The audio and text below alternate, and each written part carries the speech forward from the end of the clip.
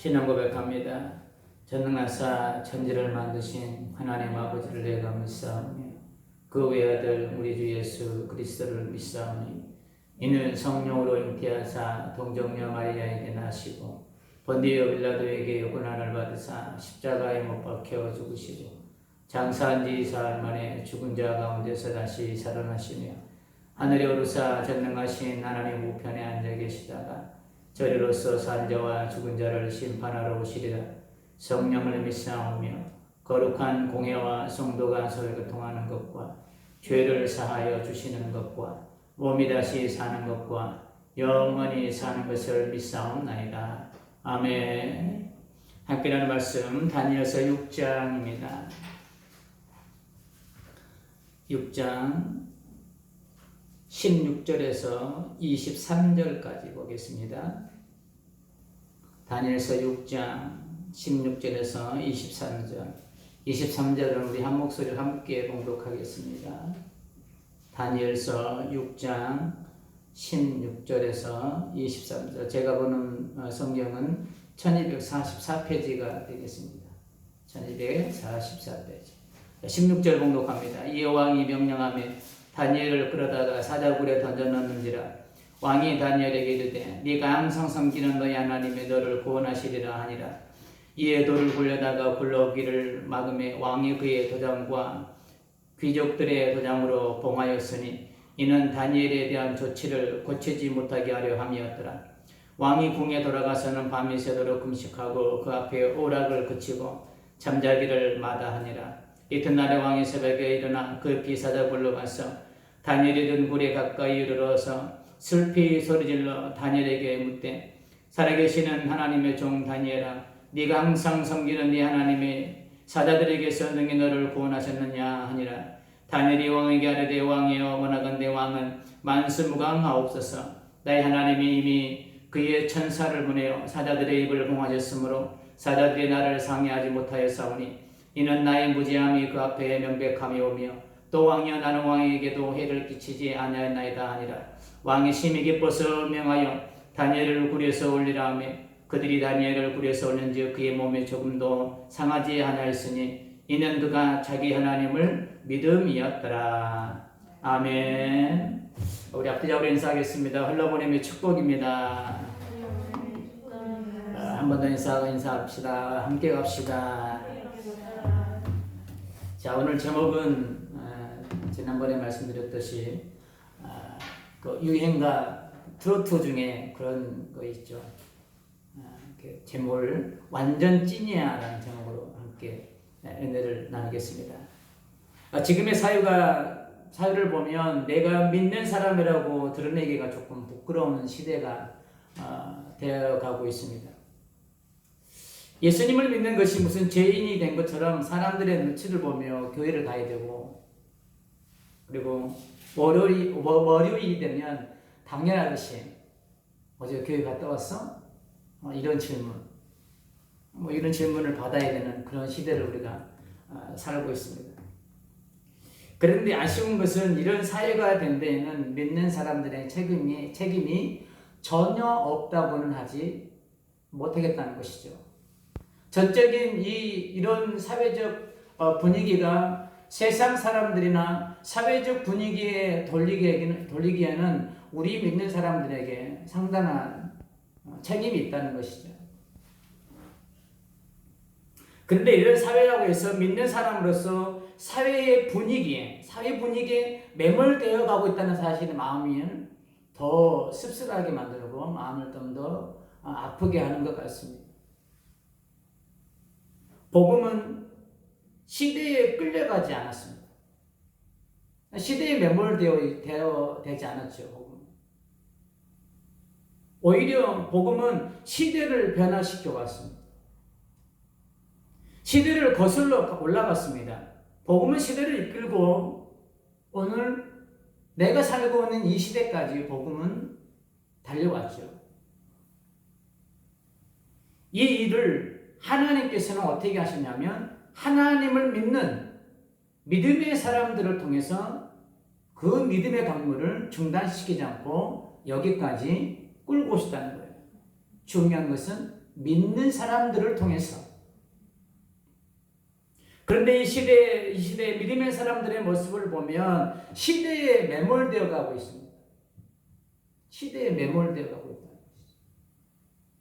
가멜레온처럼 사회에 나가면 믿음의 옷을 벗고 사회인이 됩니다. 그리고 주일날 되면 또 거룩한 옷을 갈아입고 이제는 거룩으로 포장하고 그리스도인 모습으로 변신을 합니다. 어떤 것이 진짜 모습인지 알 수가 없을 때가 있죠. 어떤 모습이, 저 사람의 본심이 뭘까? 본 모습이 뭘까? 꽃은 어디를 갖다 놓아도 그 꽃이 가지고 있는 향기는 변하지 않죠. 비록 그 꽃을 화장실에 갖다 놔도 꽃이 시들기 전까지는 그곳에서 그 꽃이 가지고 있는 고유의 향기를 뿜어냅니다. 그 꽃이 화장실에 있다고 해서 그 꽃이 향기가 매몰되지 않습니다. 사라지지 않습니다. 우리 그리스도인들의 삶이 그래야 한다는 것이죠. 어느 곳에 있든지, 내가 어디에 있든지 간에, 내가 어디에 있든 무슨 일을 만나든 내가 어떤 사람인가를 잊지 말고 믿는 자다운 모습과 향기를 뿜어내야 된다는 겁니다. 이 시대를 통감하면서 우리가 묵상해야 하는 성경이 바로 야고보서예요. 이 시대에 정말 전적으로 야고보 선생님이, 야고보 목사님이 선포했던 행함이라는 이 야고보서가 정말 우리가 이 시대를 통감하면서 함께 우리가 깊이 묵상해야 돼요. 그래서 이제 이번 주면 다니엘서가 끝났는데 수요일 날은 또 사사기 3선에 대해서 나눌 거고 금요일 날은 우리가 야고보서를 나누려고 해요. 정말 행함이 없는 성도들의 신앙의 수준은 하늘을 찌르듯이 합니다. 산을 옮길만 합니다. 이 대화를 나눠보면 정말 산을 옮길만한 믿음들이 있어요.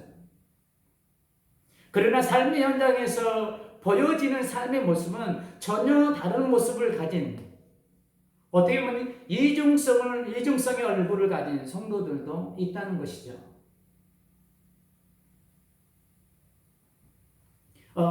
제게 믿음이 있다는 걸 보이시나요? 믿음은 눈으로 볼 수가 없습니다. 그러나 보이지 않는 믿음을 보여줄 수 있는 것이 있습니다. 그게 바로 행함이라는 것입니다.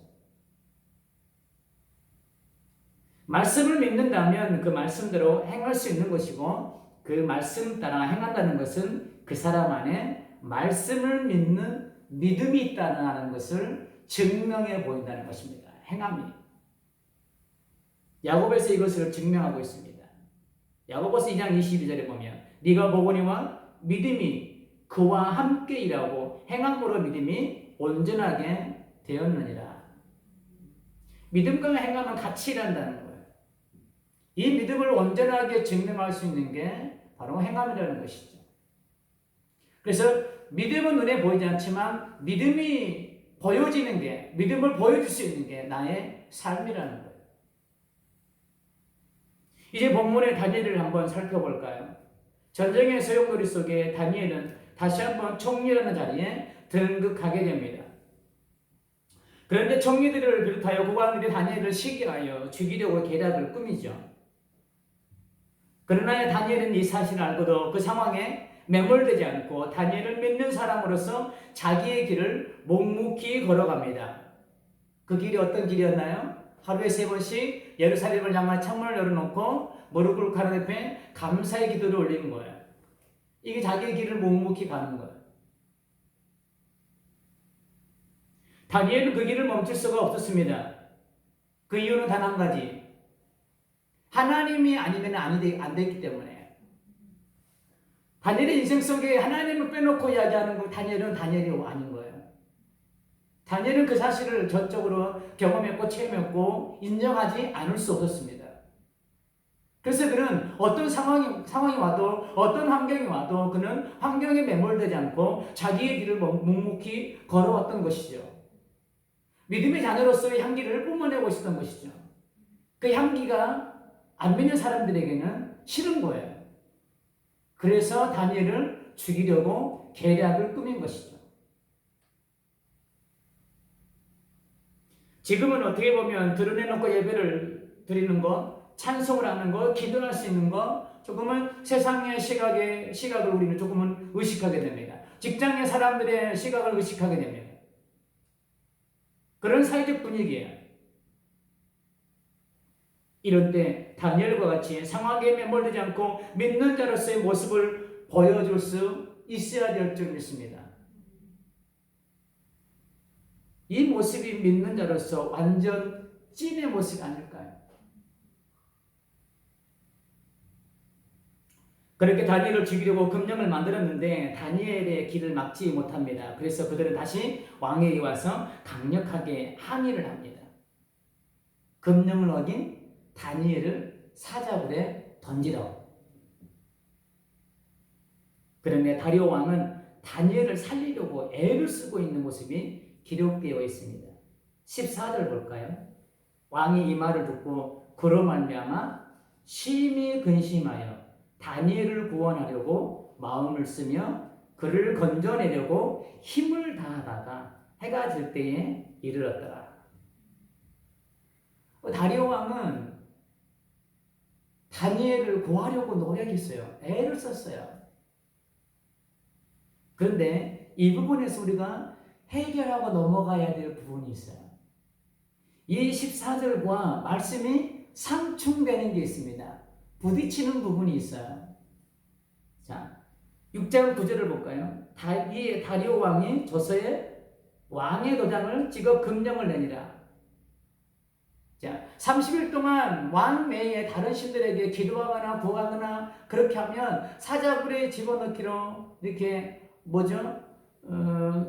조서를 냈습니다. 근데 이것이 왕의 도장을 찍었어요. 찍었는데 이 14장에 보면 다니엘을 구하려고 애를 써요. 그러면 이 다리오 왕은 이중적인 모습일까요? 언제는 도장 찍었다가 언제는 또 다니엘을 살려내려고 이렇게 애를 쓰고 있고 다리오 왕의 이중적 모습일까요? 전혀 아닙니다. 금령을 만들어서 왕에게 가져갔을 때 다리오 왕은 다니엘을 죽이려는 계략을 알아차리지 못했어요. 이것이 이 금령이 다니엘에게 집중된 다니엘을 얼고매려고 하는 그런 덫이구나 라는 것을 다리오 왕은 알지 못했어요. 다리오 왕은 무엇을 알았냐면 이제 새롭게 왕국을 만들었으니 나라를 견고히 만들려는 신하들의 충성으로 받아들인 거예요. 그래서 이제 새로운 제국이 되었으니 신하들이 이렇게 마음을 모아서 왕으로 추대하고 이 나라를 견고하게 만들려고 하는구나. 이 모습만 본 거예요. 그래서 금령에 어인을 찍어준 거예요. 그리고 시간이 지나서 이제 고관들이 다니엘을 고발하잖아요. 그때서야 이 다리오 왕이 이 금령이 다니엘을 죽이려고 하는 계략이었구나. 그때서야 다리오 왕이 안 거예요. 그것을 알고 지금 다니엘을 구하려고 온갖 방법을 찾아보려고 해가 질 때까지 고민하고 또 고민하고 있는 다리오 왕의 모습이 이 14절에 기록되어 있습니다. 그러나 결국에는 구하지 못하고 다니엘을 사자굴에 던지라고 명령을 내립니다. 그런데 우리가 이 다리오 왕의 모습에서 우리가 정말 오늘 이 시대를 살아가는 우리가 붙잡아야 될 이 다리오 왕에게서 우리가 주목해야 될 모습이 있어요. 다리오 왕이 취했던 모습을 우리가 한번 살펴볼까요? 16절 한번 보겠습니다. 이 왕이 명령하며 다니엘을 끌어다가 사자굴에 던져 넣는지라. 왕이 다니엘에게 이르되 네가 항상 섬기는 너희 하나님이 너를 구원하시리라 하니라. 자, 18절 봅니다. 왕이 궁에 들어가서는 밤이 새도록 뭐하고요? 금식하고 그 앞에 오락을 그치고 잠자기를 마다하니라. 누구 때문에요? 다니엘 때문에. 자, 20절 봅니다. 다니엘이 든 굴에 가까이 이르러 슬피 소리질러. 누구 때문에 지금 슬퍼하고 있어요? 다니엘 때문에. 다니엘에게 묻되 살아계신 하나님의 종 다니엘아, 네가 항상 섬기는 네 하나님이 사자굴에서 능히 너를 구원하셨느냐 하니라. 이 다리오 왕의 모습에서 우리는 다리오 왕이 한나라의 제국의 왕이 무엇이 아쉬워서 밥도 안 먹고 오락도 그치고 잠도 자지 않고 왜 이렇게 실패하고 있을까요? 무엇 때문에? 포로로 잡혀온 한 사람 죽는다고 해서 왕에게는 어떻게 보면 그 다니엘은 세 발에 핀 거예요.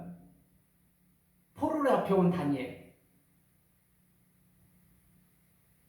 그런데 어떻게 보면 다니엘을 감싸고 도는 다리오 왕을 보면서 왕을 보좌하는 총리들과 고관들에게 다리오 왕은 더 힘들어질 수도 있습니다. 아니, 우리가 지금 이 왕을 당신에게 우리가 얼마나 큰 힘을 보태주었는데, 이 나라를 세우는데 우리가 얼마만큼의 힘을 보태줬는데, 지금 이 포로로 잡혀온 그 한 사람 때문에 지금 우리를 이 공경에 처하십니까? 다니엘을 고발한 총리들과 고관들이 오히려 역공을 펼칠 수도 있다는 것이죠. 이 다리오 왕은 포로인 다니엘 한 사람을 구하기 위해서 정치 생명을 거는 거예요, 지금. 오히려 역공을 당할 수도 있다는 것이죠. 그거를 감내하고 지금 다니엘을 지금 구하려고 하고 있는 거예요. 어떻게 보면 이 시대에 암살을 당할 수도 있습니다. 지도새도 모르게 어느 날 갑자기 죽을 수도 있는 거예요. 정치꾼들에 의해서. 그런데 포로로 잡혀온 한 사람, 다니엘을 살려내려고 제국의 왕이 이런 위험을 무릅쓰고도 지금 살려내려고 지금 안달이 나 있습니다. 어떻게 이런 일이 있을 수 있을까요? 다리오 이유를 찾아보면 다리오 왕은 다니엘이 어떤 모습을 보고 그를 살려내려고 이렇게 애를 쓰고 있을까요? 그 답을 우리는 본문에서 찾아볼 수 있습니다. 본문이 말씀해주고 있어요. 16절에 볼까요? 16절. 이에 왕이 명령하며 다니엘을 끌어다가 사자굴에 던져놓은지라. 왕이 다니엘에게 이르되 네가 뭐하는? 항상 섬기는 너희 하나님이 너를 구원하시리라 하니라. 항상 섬기는 단어에 우리는 집중해 봐야 됩니다. 항상이라는 말씀이 또 있죠. 20절에 보면 다니엘이 든 굴에 가까이 이르러 슬퍼 소리질러 다니엘에게 묻되 살아계시는 하나님의 종 다니엘아, 네가 항상 섬기는 내 하나님이. 여기도 항상 섬기는 항상이라는 단어가 있습니다. 자, 다리오 왕이 이렇게 예를 쓰고 있는 것이 이유가 뭘까? 질문을 해보면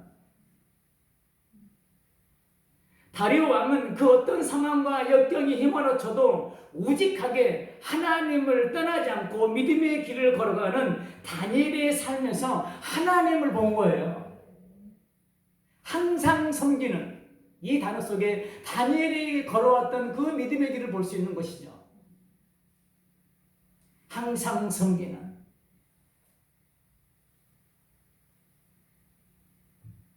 오늘을 살아가는 우리가 들어야 할 말일 줄 믿습니다. 항상 섬기는 네 하나님이. 나의 삶을 보고 세상에 이런 말들을 할 수 있어야 되는 거예요. 우리 믿는 사람들이 어떤 상황과 힘겨움 속에서도 하나님을 떠나지 않고 환경에 굴하지 않고 오직하게 말씀을 삶으로 살아내어 다리오 왕이 했던 말을 우리 믿는 사람들이 들을 수 있어야 된다는 거예요. 우리가 또한 더 나아가서 그렇게 말씀을 따라 삶으로 살아낼 때 세상은 우리에게 그런 말들을 한다는 거예요. 다리오가 다니엘에게 했던 말처럼 항상 섬기는 네 하나님이. 권사님이 섬기는 하나님이 권사님의 그 어려운 환경 속에서 능히 건지실 줄 믿습니다. 권사님의 삶을 보면 그 살아계신 하나님이 보입니다. 우리의 삶 가운데에 그런 소리가 들려와야 된다는 것이죠. 내 삶을 보고. 다리오 왕이 다니엘의 삶을 통해서 하나님을 보았던 것처럼 나의 삶을 통해 세상이 하나님을 볼 수 있는 삶이 되어야 될 줄 믿습니다. 그리고 16절에서 우리가 붙잡아야 할 은혜가 또 있습니다. 다리오는 한나라의 왕입니다. 권력의 최상위 자리에 있습니다. 이런 왕이 다니엘을 살려내지 못하고 있습니다. 권력의 최상위에 있는 이 왕이 다니엘을 살려내지 못해요. 이 다리오 왕의 모습이 인간이 가지고 있는 한계를 말해주고 있습니다. 비록 최고의 권력의 자리에 있지만 그도 할 수 없는 게 있다는 겁니다. 하나님께서는 이 다리오 왕의 모습을 통해서 오늘을 살아가는 우리에게 말씀하고 싶은 게 이거예요. 우리가 하나님만을 붙잡아야 되고 하나님만을 바라봐야 되고 우리가 항상 하나님을 섬겨야 되는 이유가 인간의 한계가 있기 때문인 거예요. 하나님은 이것을 우리에게 말씀하고 있는 거예요.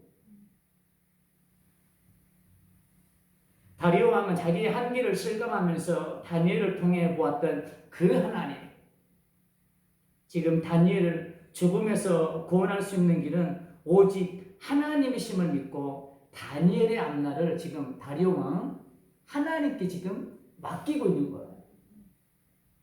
항상 섬기는 네 하나님이 너를 능히 구할 수 있다. 이 말 속에는 이런 고백이 있는 것이죠. 비록 내가 왕이지만 이게 내가 하시는 한계란다. 그러나 하나님은 네가 항상 섬기는 하나님은 왕인 나의 인간인 나의 한계를 넘어서 능히 너를 구원할 줄 내가 믿는다. 이런 또 다른 위대한 믿음의 고백인 거예요. 누구를 통해서요? 다니엘의 삶을 통해서 본 하나님을 경험한 다리오 왕이. 적어도 우리가 하나님을 믿는다고 오늘을 살아간다면 우리에게도 그러한 모습들이 있어야 되지 않겠습니까?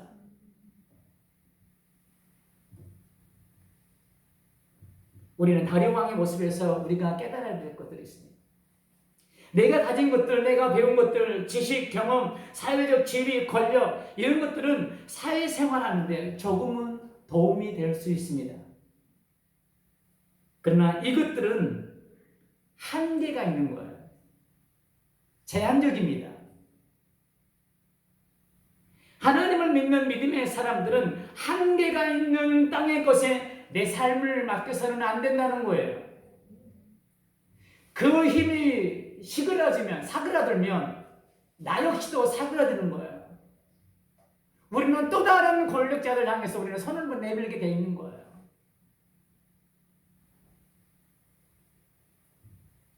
참된 구원은 오직 하나님께 있음을 믿고 땅의 한계를 뛰어넘는 하나님의 능력을 구하는 삶이 되어야 될 줄 믿습니다.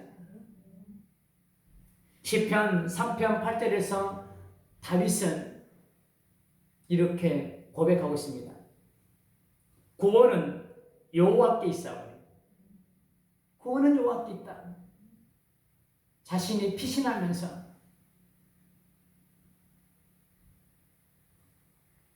인간들에게 손을 내밀지 않고 다윗은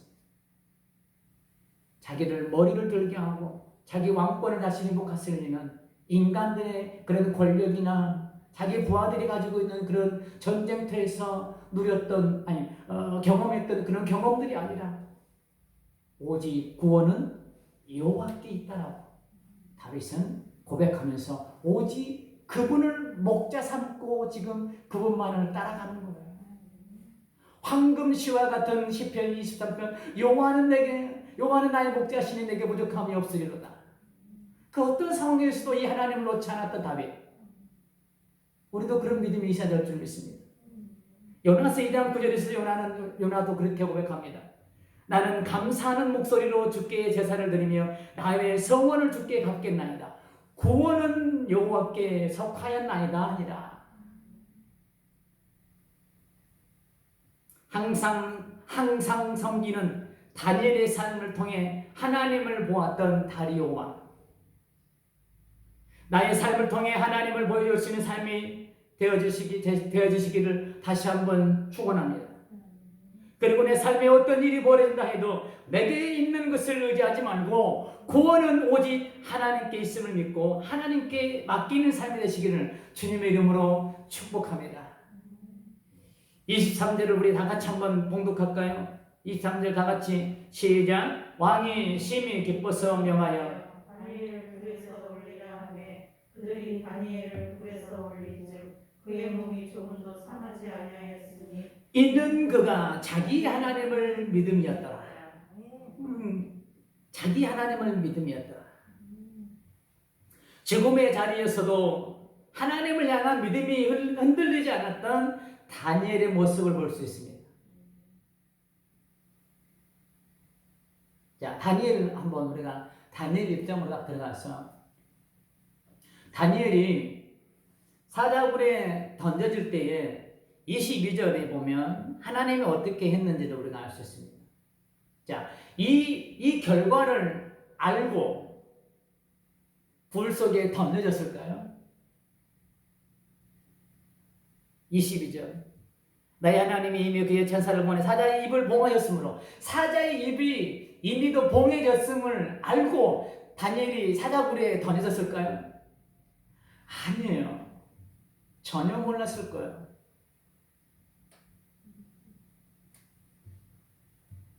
22절 같은 일들이 일어날 것이라고는 생각하지도 못했을 거예요.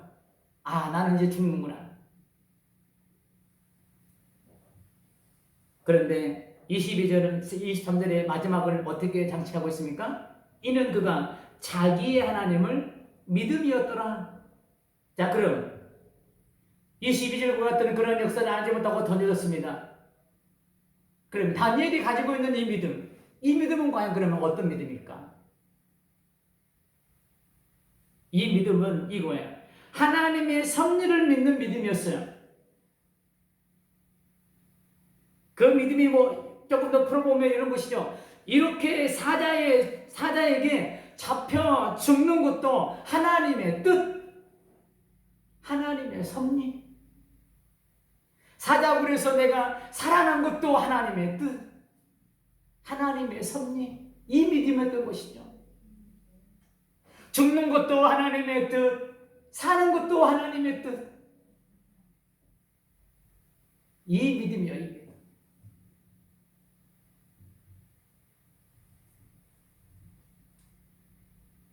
우리에게도 이런 주권을 믿는 믿음과 하나님의 섭리를 믿는 믿음이 있기를 소망합니다.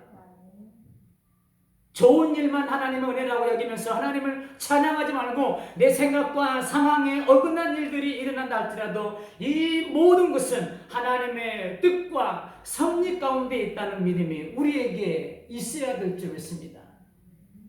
오늘 이 다니엘의 고백을 통해서 오늘을 살아가는 우리에게 요구하시는 하나님의 믿음인 거예요.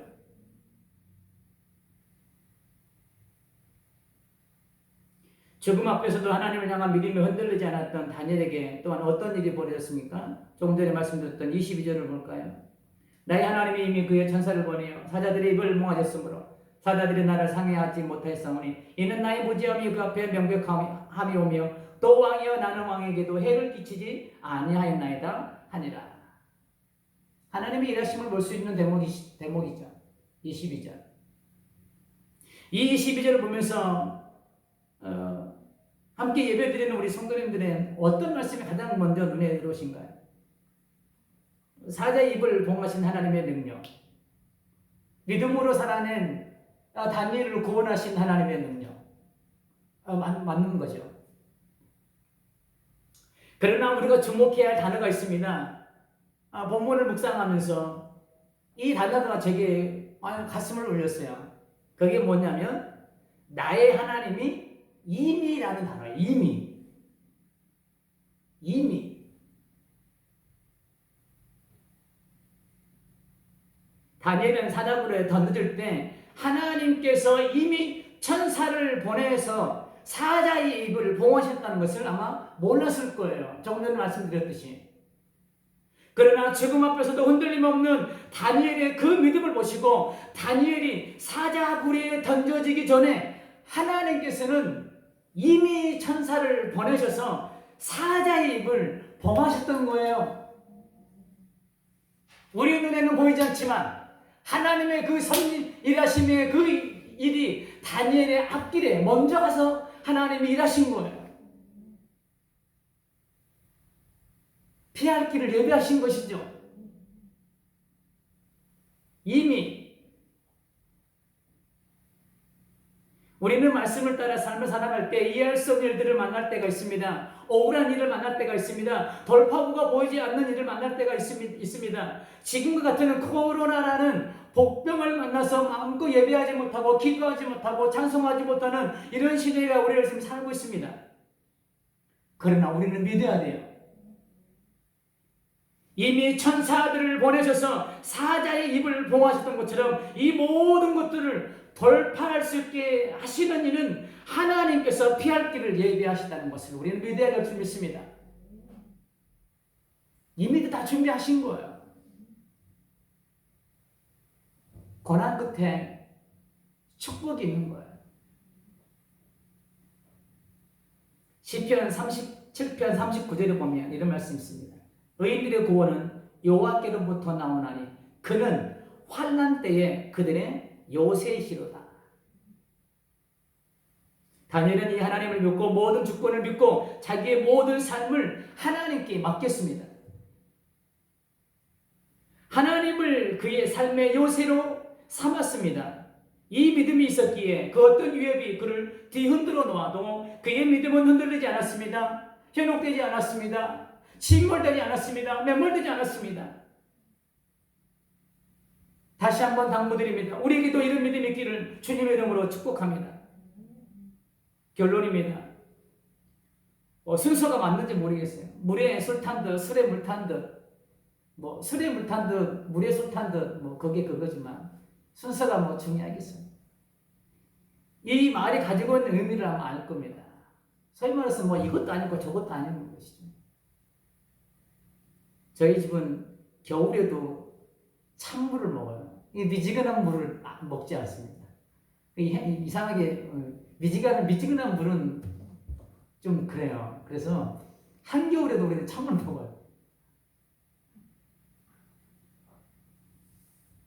어떻게 보면 속담 물에 술 탄 듯 술에 물 탄 듯 이 말이 조금은 씁쓸하지만 오늘을 살아가는 믿는 사람들의 모습을 대변해 주는 말인 것 같기도 해요. 그래서 씁쓸해요. 그러나 적어도 오늘 예배를 드리는 우리만큼은 술에 물 탄 듯 물에 술 탄 듯한 그런 삶을 살지 않기로 다짐하는 시간이 되기를 다시 한번 축원합니다. 다니엘은 우리가 그동안 살펴보았듯이 그 어떤 상황에서도 믿음이 변질되거나 흔들리지 않았던 모습을 알 수 있습니다. 이런 다니엘의 삶을 통해 다리오 왕은 다니엘을 통해서 하나님을 보게 보았어요. 이 시대에 믿는 사람들에게 하나님께서 요구하시는 모습이 아닐까요? 나를 통해서 하나님을 볼 수 있게 하라. 하나님의 주권과 섭리를 믿고 그 어떤 상황에서도 말씀을 붙잡고 삶으로 살아내는 이런 성도가 진정 하나님이 찾으시는 완전 찐 같은 성도가 아닐까요? 이런 완전 찐 같은 성도가 되보지 않으시겠습니까?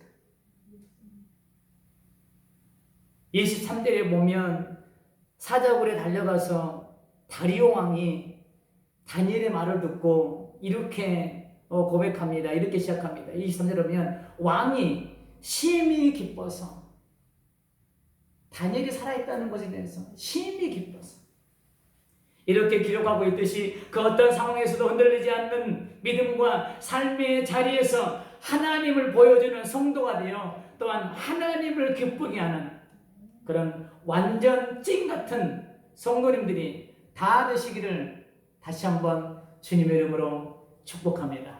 아멘.